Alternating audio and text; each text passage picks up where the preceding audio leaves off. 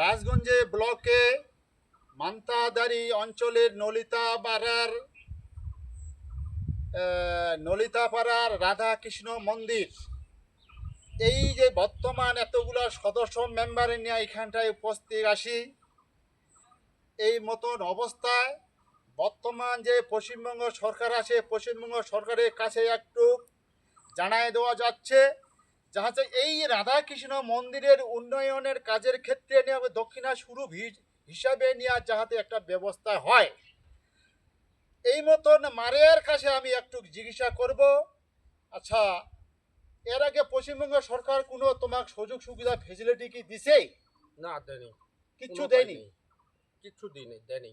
আচ্ছা ঠিক আছে, দর্শক শুনলেন সবে। এই যে বর্তমান অনেক দিন যাবত বেচারা এই কুমুটির মারিয়া পূজা পানি রাধাকৃষ্ণ মন্দিরের করিয়া আসে, পশ্চিমবঙ্গ সরকার থেকে কোনো সুযোগ সুবিধা বর্তমান কিন্তু পায় নাই।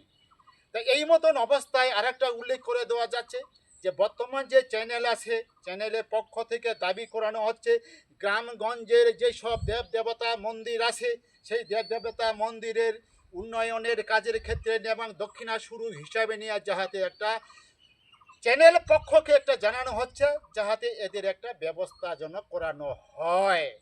এই মতন আমার বক্তব্য আমি শেষ করব। এই রাধাকৃষ্ণর মায়ের চরণ ধুলি নিয়া আমি নমস্কার জানাবো। আরেকটা বই করি, এটা ঢুকাই না।